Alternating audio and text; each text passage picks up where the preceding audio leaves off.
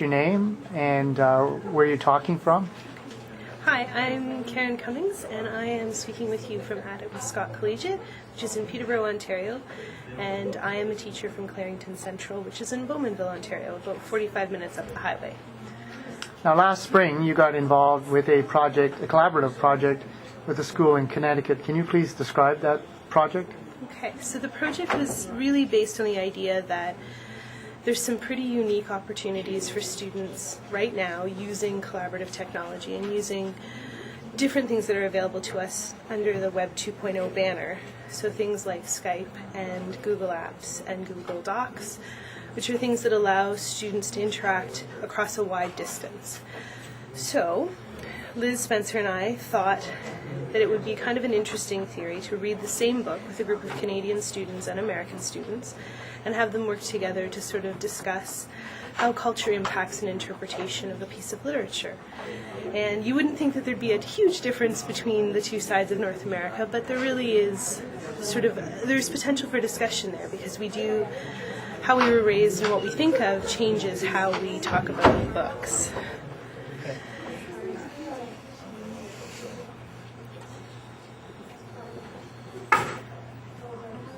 So can you please tell us what book you used and the grade and the level of the students? So we were using two Canadian grade 12 classes, and my class was an advanced placement class.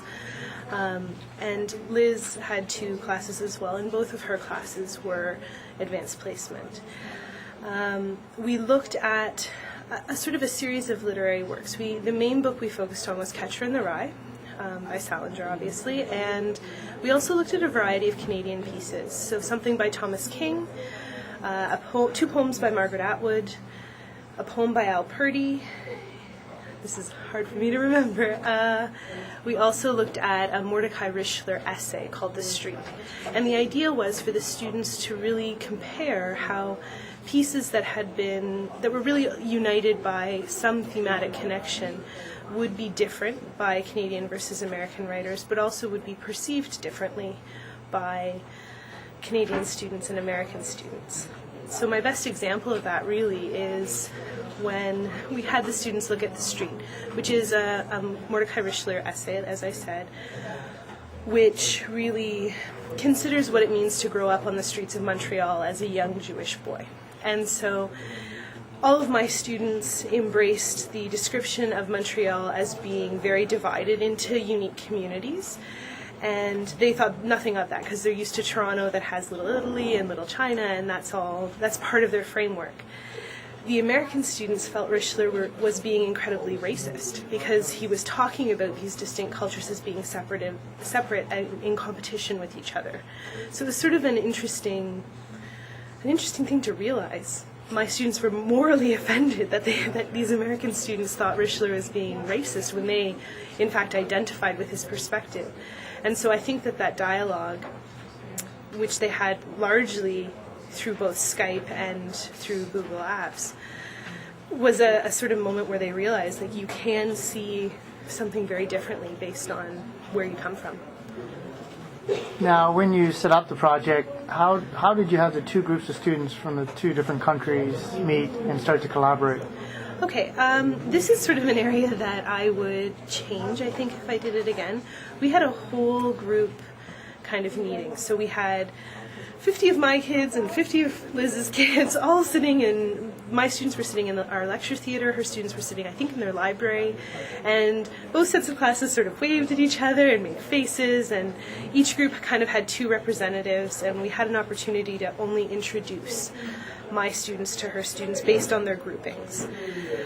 I think if I were to do it again, I would alter it a little bit. I would consider having the two teachers and each group meet so that first meeting could be mediated by the teachers who were already familiar with each other and slightly more comfortable with that kind of conversation using this technology. I think students are very used to using technology in social ways with people they're comfortable with outside of school, perhaps, or even within school, but to use this technology and meet with people who they've never met with before and have to work on something fairly rigorously very quickly, it needed a bit more interaction on the part of the teachers to make that first meeting feel like it was full of potential rather than just sort of full of confusion.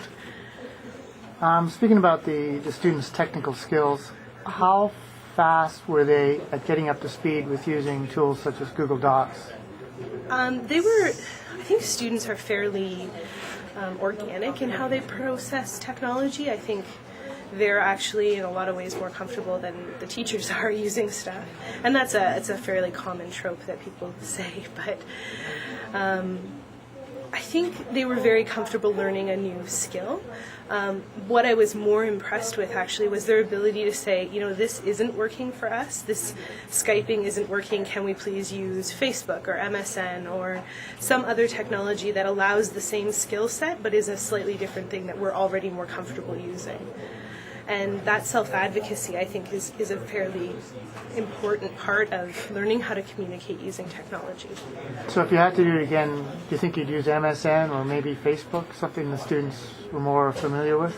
I probably wouldn't. I would probably let it come from them because I think they then take ownership and responsibility over the use of that technology because they're the one advocating that it would work. And I think that's a useful thing for them to do.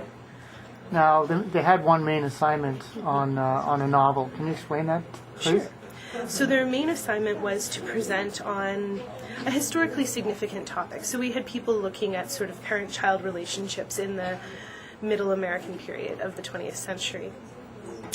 We also had students looking at sort of the role of economics in teenagers' lives and how education impacts teenagers. So there were various general topics, and they had to present together about that topic to their classmates. So we had two groups, very brave groups, who agreed to do this in real time. So that meant hooking up all the technology so that we could have presenters from Connecticut and from Peterborough talking to classes in Connecticut and Peterborough at the same time, which was awesome and I think really very exciting for the students to have done that because that was something that they'd sort of seen in movies and thought about, but they had not ever been a part of. And I mean, they were nervous, which was also, suave grade 12 students always aren't nervous about anything, but it was nice to see them excited and a little bit shy. So.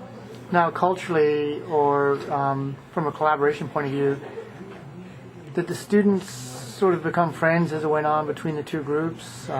Some groups did. I think a lot of groups underwent a fair amount of frustration, which prevented that friendship from happening. We did have a few groups who maintained contact after the project finished. Our school years differed a little bit. We were continuing on right till the end of June, whereas by the time the project had wrapped up, Ms. Spencer's classes were pretty much finished. So I think that had an impact as well. My students were heading into their most stressful period of time, whereas her students were heading into the summer holidays. So I think that is a bit of a barrier for that friendship developing. And like I said before, I think it was a very challenging assignment to communicate in a limited and very technological way. It frustrated them from time to time, and I think that frustration produced an excellent working relationship, but not necessarily a friendship. Okay.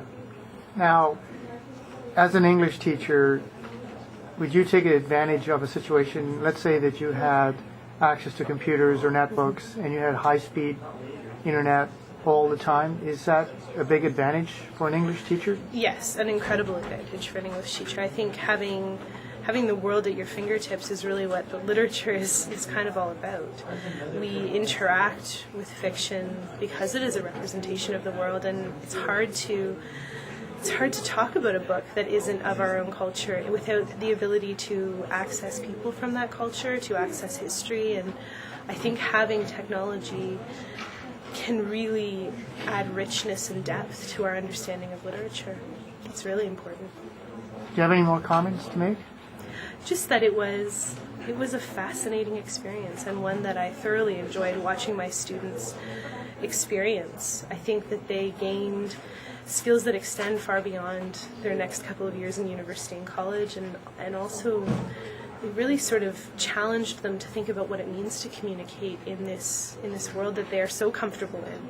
And I think to disrupt that comfort and to consider that sometimes communication is hard is a realization that students who were raised with technology need to make. Okay. Thanks.